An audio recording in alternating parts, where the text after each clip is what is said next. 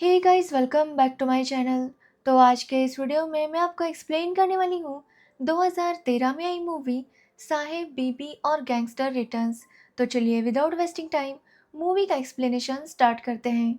Movie start होती है रंजना और इंद्रजीत से, जो एक दूसरे से बहुत प्यार करते हैं।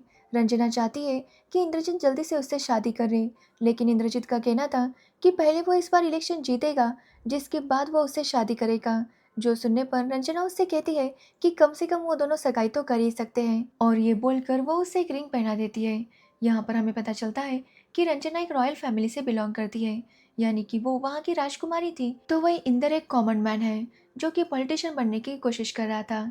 यहाँ पर हमें पता चलता है कि इंदर भी एक रॉयल फैमिली से बिलोंग करता था, लेकिन 3 जनरेशन पहले आदित्य प्रताप सिंह की फैमिली ने इंदर की फैमिली को मार दिया था, जिसमें बस इंदर के दादाजी बच गए थे। लेकिन इस सब में उनका जो भी रॉयल था वो सब कुछ चला गया था। इसलिए इंदर को हर हाल में आदित्य से बदला लेना था और उसका सब कुछ छीनना था। जिसके बाद हम आदित्य प्रताप सिंह को देखते हैं, जिसका कुछ टाइम पहले एक एक्सीडेंट हुआ था और उसमें उसकी पूरी लोअर बॉडी पैरालाइज हो गई थी, जिसकी वजह से वो चल नहीं सकता था। हालांकि वो अपनी ट्रीटमेंट काफ़ी कर रहा था, लेकिन अभी भी कोई प्रोग्रेस नहीं था। साथ ही हमें पता चलता है कि आदित्य की वाइफ है माधवी, जो कि हमेशा शराब में डूबी रहती है और उन दोनों की आपस में बिल्कुल भी नहीं बनती। पहले तो उनका रिलेशन काफ़ी अच्छा था, लेकिन बाद में काफ़ी ज़्यादा खराब होने लगा और अब आदित्य माधवी को देखना भी नहीं चाहता। तो वही माधवी हमेशा शराब में डूबी रहती है और वो एक एमएलए भी है, लेकिन वो कोई भी काम नहीं करती क्योंकि उसे बस हर वक्त पैसे चाहिए होते थे ताकि वो और शराब ला सके और उसे पी सके। लेकिन आदित्य ने माधवी को पैसे देने से मना कर दिया था, जिसकी वजह से वो काफ़ी फ्रस्ट्रेट हो जाती है और तैयार होकर ऑफिस जाती है ताकि कुछ पेपर्स पर साइन करने के बदले उसे कुछ पैसे मिल सके। तो वही हम आदित्य की माँ को देखते हैं, जो आदित्य से कहती है कि उन्हें एक वारिस चाहिए, जिस पर आदित्य कहता है कि उसे माधवी में कोई इंटरेस्ट नहीं रहा। जिस पर उसकी माँ कहती है कि वो माधवी की बात नहीं कर रही, वो तो चाहती है कि आदित्य किसी और से शादी करे। जिसके बाद वो उसे रंजना की फ़ोटो दिखाती है और कहती है कि रंजना से वो उसकी शादी करवाना चाहती है। जो सुनकर आदित्य कहता है कि वो चल नहीं सकता, ऐसे में कौन सी लड़की उसके साथ शादी करेगी। लेकिन उसकी माँ कहती है कि आदित्य एक राजा है, उसके साथ कोई भी शादी करने के लिए मान जाएगी। जिसके बाद आदित्य रंजना से बात करने के लिए कहता है। तभी आदित्य को उसके दोस्त रूडी का कॉल आता है और वो उसे बताता है कि वो बहुत बड़ी प्रॉब्लम में फंस चुका है। एक्चुअली रूडी एक एमएलए है और उसने एक बिजनेसमैन का टेंडर पास करने के लिए उस बिजनेसमैन की वाइफ के साथ वो इंटीमेट हुआ था, लेकिन उस बिजनेसमैन ने उनका वीडियो बनाया था और अब वो रूडी को ब्लैकमेल कर रहा था। इसलिए रूडी आदित्य से हेल्प मांगता है। तो आदित्य उसे कहता है कि उस बिजनेसमैन ने अपनी वाइफ को भी नहीं बताया होगा कि उसने उनका वीडियो बनाया है, इसलिए रूडी को उसकी वाइफ के साथ बात करनी होगी और उसे अपनी साइड में लेना होगा। उसे इमोशनल ब्लैकमेल करके वो उसे अपनी तरफ कर ले। जिसके बाद रूडी वैसा ही करता है और उसकी वाइफ को कहता है कि वो चिंता ना करे, वो उसके पति को हैंडल कर लेगा। जिसके बाद वो उससे कहता है कि वो अपने पति को लेकर आदित्य की एरिया में चली जाए, वहाँ पर जाने पर वो सब कुछ देख लेगा। जिसके बाद वो उस बिजनेसमैन की वाइफ अपने हस्बैंड को लेकर आदित्य के एरिया में आती है और वहाँ पर आने के बाद आदित्य का खास आदमी कन्हैया उसे शूट करके मार देता है। जिसके बाद उसकी वाइफ से कहता है कि आगे का सब कुछ वो हैंडल कर लेंगे। जिसके बाद वो उसकी सारी ज्वेलरी लेकर चला जाता है ताकि पुलिस को ऐसा ही लगे कि यहाँ पर लूटने की वजह से उसके हस्बैंड को मारा गया है, और इस तरह से आदित्य रूडी को बचा लेता है। जिसके बाद आदित्य को पता चलता है कि रंजना के पापा ने उनके प्रपोजल का कोई भी जवाब नहीं दिया। जो सुनने पर आदित्य अपनी माँ से कहता है कि वो रंजना के पापा से मिलने जाएगा। यहाँ पर हमें पता चलता है कि आदित्य को पहली नज़र में रंजना बहुत पसंद आई थी और अब वो किसी भी हाल में उसके साथ शादी करना चाहता था। इसलिए आदित्य रंजना के घर जाता है और उसके पापा से बात करता है। अब पहले तो उसके पापा इसके लिए मना कर रहे थे, क्योंकि उनका कहना था कि आदित्य की पहली शादी हो चुकी है, साथ ही वो चल फिर नहीं सकता, तो वो अपनी बेटी की शादी उसके साथ कैसे करवा सकते हैं। अब आदित्य भी उनकी बातें सुन लेता है। जिसके बाद आदित्य रंजना का भाई जो दुबई में रहता है उसे ड्रग्स केस में फंसवा देता है और रंजना के पापा से कहता है कि अगर वो चाहते हैं कि उनका बेटा जेल से बाहर आए तो उन्हें रंजना की शादी उसके साथ करनी होगी, तभी वो उसे बाहर निकालेंगे। अब रंजना के पापा को भी ना चाहते हुए भी इसके लिए मानना पड़ता है। तो वही आदित्य उनसे वादा करता है कि अभी वो सिर्फ एंगेजमेंट करेगा और जब वो फिर से अपने पैरों पर चलने लगेगा तभी वो रंजना से शादी करेगा। अब रात को रंजना के पापा यही सब सोच सोच कर काफ़ी परेशान हो रहे थे, इसलिए वो डिसाइड करते हैं कि वो खुद को ख़त्म करेंगे, लेकिन उनकी इतनी हिम्मत नहीं हो पाती। तो वही रंजना भी जब गोली की आवाज़ सुनती है तो वो अपने पापा के पास आती है, तो उसके पापा उसे सब कुछ सच बता देते हैं। जो सुनने पर रंजना भी काफ़ी शॉक थी, क्योंकि वो तो इंद्रजीत से प्यार करती थी। तभी वहाँ पर इंद्रजीत भी आता है, जिसे रंजना के पापा ने बुलाया था। रंजना के पापा जानते थे कि इंद्रजीत आदित्य से बदला लेना चाहता है, इसलिए वो इंद्रजीत से कहते हैं कि उन्हें आदित्य की पूरी पावर को ख़त्म करना होगा, तभी वो रंजना की शादी आदित्य से होने से बचा सकते हैं। अब यह सुनने पर इंद्रजीत भी इसके लिए मान जाता है, क्योंकि वो भी रंजना से बहुत प्यार करता था। साथ ही उसे आदित्य से बदला लेना था, तो वो ये काम करने के लिए तैयार था। वो रंजना के पापा से वादा करता है कि वो 3 महीने के अंदर आदित्य की सारी पावर खत्म कर देगा। जिसके बाद इंद्रजीत कहता है कि ये सब करने के बाद वो रंजना से शादी करना चाहता है। जो सुनकर रंजना के पापा काफ़ी शॉक थे, लेकिन रंजना उन्हें बताती है कि उसे शादी से कोई प्रॉब्लम नहीं है। जो सुनने के बाद वो समझ जाते हैं कि इंद्रजीत और रंजना एक दूसरे से प्यार करते हैं, और वो इसके लिए मान जाते हैं। जिसके बाद अगले ही दिन आदित्य और रंजना की एंगेजमेंट हो जाती है, जो देखकर माधवी काफ़ी शॉक थी, क्योंकि उसे किसी ने भी नहीं बताया था कि आदित्य फिर से शादी करने वाला है। अब एंगेजमेंट के बाद आदित्य कहता है कि रंजना उनके साथ उनके महल में रहेगी। जो सुनकर रंजना के पापा काफ़ी गुस्सा हो जाते हैं, क्योंकि अगर रंजना शादी से पहले यहाँ पर रहेगी तो उसकी काफ़ी बदनामी होगी। लेकिन आदित्य कहता है कि वो चाहता है कि रंजना बदनाम हो, ताकि कोई उसे शादी ना कर सके और वो हमेशा उसकी ही रहे। जो सुनकर रंजना के पापा और ज़्यादा गुस्सा हो जाते हैं। तो वही रात को रंजना काफ़ी रोने लगती है, क्योंकि आदित्य ने उसे यहीं पर रोक लिया था, और वो इंद्रजीत से कहती है कि वो जल्दी से उसे यहाँ से लेकर जाए। तो वह इंद्रजीत भी उसे वादा करता है कि वो जितना जल्दी हो सके आदित्य को हराएगा और रंजना को अपने साथ लेकर जाएगा। अब दूसरे दिन आदित्य रंजना से कहता है कि वो यहाँ पर आराम से रह सकती है, अगर उसे कोई भी प्रॉब्लम हो तो वो उसे बता सकती है। जिसके बाद हम माधवी को देखते हैं, जो फिर से अपने ऑफिस में चली जाती है, लेकिन वहाँ पर उसे अच्छा नहीं लगता, तो वो एक जगह पर जहाँ पर धरना चल रहा था वहाँ पर चली जाती है, और वहाँ के लोगों से कहती है कि अगर उन्हें कुछ हेल्प चाहिए तो वो उनकी मदद कर सकती है। लेकिन वो लोग कहते हैं कि इस सब में माधवी कुछ भी नहीं कर सकती। जिसके बाद माधवी वहाँ से जाने लगती है कि तभी उसे इंद्रजीत मिलता है, और वो उससे कहता है कि वो माधवी की मदद कर सकता है। अब माधवी पहले तो उसकी बातों पर यकीन नहीं कर रही थी, लेकिन इंद्रजीत उसे बहुत सारे पैसे दिखाता है, जो देखकर माधवी भी काफ़ी शौक थी, और माधवी समझ जाती है कि वो उसकी मदद ज़रूर कर सकता है, क्योंकि माधवी को काफ़ी पैसे चाहिए थे जो कि इंद्रजीत के पास थे। इंद्रजीत माधवी से कहता है कि आखिर कब तक वो अपने पति के इशारों पर जिएगी। माधवी को भी अब पावर अपने हाथ में लेनी होगी, ताकि वो अपने हस्बैंड को सबक सिखा सके। अब माधवी को भी ये आइडिया अच्छा लगता है, और वो इंद्रजीत के साथ हाथ मिला लेती है।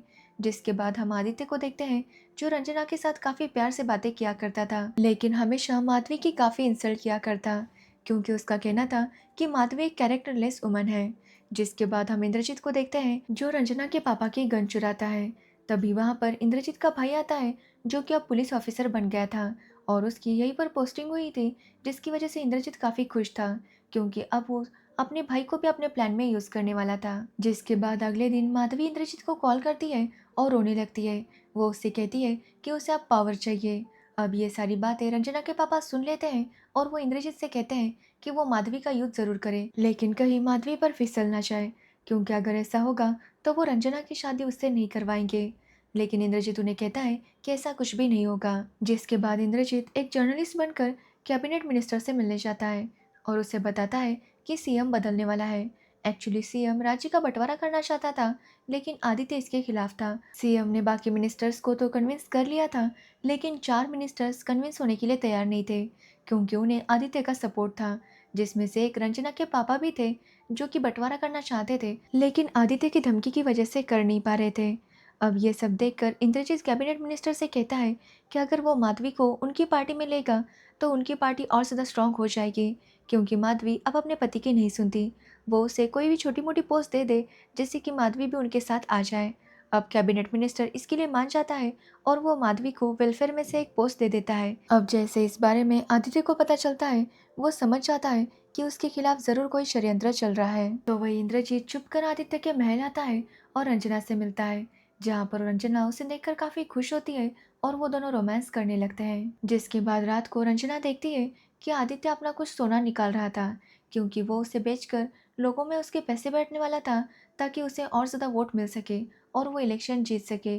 अब रंजना इसके बारे में इंद्रजीत को इन्फॉर्म कर देती है, जिसके बाद इंद्रजीत और उसका भाई मिलकर उस ट्रक पर हमला करते हैं और वहाँ के सारे पैसे जब्त कर लेते हैं। अब जैसे ही आदित्य को इसके बारे में पता चलता है, वो समझ जाता है कि उसका कोई अपना ही उसके खिलाफ इतनी बड़ी चाल चल रहा है। जिसके बाद आदित्य अपने लॉयर को माधवी के साथ एक ऑफिसर के पास भेजता है, जहाँ से उसका टेंडर अप्रूव होने वाला था। लेकिन वो माधवी को वार्न करता है कि वो वहाँ पर जाने पर कुछ भी ना कहे। लेकिन जब माधवी वहाँ पर जाती है, तो वो लॉयर को बाहर भेजती है, जिसके बाद उस ऑफिसर से कहती है कि वो चाहती है कि वो टेंडर वो इंद्रजीत को दे, और इसके बदले वो उसके लिए कुछ भी करने के लिए तैयार है। जो सुनकर वो ऑफिसर खुश होता है और उस टेंडर को इंद्रजीत को दे देता है। जिसके बाद माधवी इंद्रजीत से मिलने जाती है और उसे बताती है कि उसका काम हो गया। ये सुनकर इंद्रजीत भी काफ़ी खुश होता है। यहाँ पर हमें पता चलता है कि माधवी इंद्रजीत के करीब आने की कोशिश कर रही थी, लेकिन इंद्रजीत किसी तरह से उसे रोक लेता है। जिसके बाद इंद्रजीत का भाई आदित्य के उन आदमियों को पकड़ लेता है जो कि पैसे बांटने वाले थे। जिसके बाद वो सारी मीडिया को वहां पर बुलाता है और उनके सामने उनसे पूछने लगता है कि ये सब करने के लिए किसने कहा था। उसे लगा था कि वो लोग आदित्य का नाम लेंगे, लेकिन वो लोग आदित्य के आदमी कन्हैया का नाम लेते हैं। जो सुनकर इंद्रजीत का भाई काफी गुस्सा हो जाता है, क्योंकि वो इस बार आदित्य को अरेस्ट करना चाहता था। लेकिन जब वो कन्हैया को अरेस्ट करने जाता है, तो वो देखता है कि कन्हैया ने खुद को खत्म कर लिया था और अब वो कन्हैया का बयान नहीं ले सकता था, जिसकी वजह से इंद्रजीत का ये प्लान फेल हो गया था। तो वही फिर से इंद्रजीत छुपकर महल में आता है रंजना से मिलने के लिए। लेकिन जब वो रंजना को ढूंढ रहा था, तभी उसे माधवी मिलती है और माधवी को लगता है कि वो उससे मिलने के लिए यहाँ पर आया है। इसलिए वो इंद्रजीत को अपने रूम में लेकर जाती है और माधवी उसे देखकर काफ़ी खुश थी। उसे लग रहा था कि इंद्रजीत भी उसके बारे में फील करता है, इसलिए वो उसे यहाँ पर मिलने के लिए आया है। इसलिए माधवी इंद्रजीत के साथ इंटीमेट होने लगती है और इंद्रजीत भी उसे मना नहीं कर पाता। तभी हम रंजना को देखते हैं, जिसने इंद्रजीत को महल में आता हुआ देख लिया था और वो भी उसे बुलाते हुए उसके पीछे ही आ रही थी। लेकिन तभी वो देखती है कि इंद्रजीत माधवी के साथ इंटीमेट हो रहा था, जो देखकर रंजना का दिल टूट जाता है। अब अगले दिन रंजना जब ब्रेकफास्ट कर रही थी, तो आदित्य उसे माफ़ी मांगता है और उसे कहता है कि वो जानता है कि उसने रंजना के साथ बहुत गलत किया है। उसे इस तरह से ज़बरदस्ती उसके साथ एंगेजमेंट नहीं करनी चाहिए थी। इसलिए आदित्य उसे कहता है कि वो एंगेजमेंट तोड़ रहा है। जो सुनने पर रंजना काफ़ी शॉक थी और वो सारा गुस्सा आदित्य पर निकालती है और उसे कहती है कि सब कुछ उसके हिसाब से नहीं हो सकता। वो जब चाहे तब एंगेजमेंट करेगा और जब चाहे तब तोड़ देगा। जो सुनने पर आदित्य कहता है कि वो जानता है कि उसके खिलाफ कोई षड्यंत्र रच रहा है और वो नहीं चाहता कि उसकी वजह से रंजना को तकलीफ हो, इसलिए वो रंजना के साथ एंगेजमेंट तोड़ रहा था। साथ ही आदित्य रंजना को उसकी फ़ोटोज़ गिफ्ट देता है, जो कि आदित्य ने खुद क्लिक किए थे। अब ये सब देखकर रंजना समझ जाती है कि आदित्य सच में उससे प्यार करता है। साथ ही वो इंद्रजीत के धोखे को भुला नहीं पा रही थी, इसलिए वो जाकर आदित्य को सब कुछ बता देती है कि किस तरह इंद्रजीत और उसके पापा मिलकर ये सब कुछ प्लान कर रहे हैं, जिसमें माधवी भी उनका साथ दे रही है। जो सुनकर आदित्य उससे पूछता है कि आखिर वो उसे ये सब क्यों बता रही है। तो रंजना कहती है कि आदित्य के साथ रहते हुए वो ये समझ चुकी है कि आदित्य एक अच्छा इंसान है, इसलिए वो उसे ये सब कुछ बता रही थी।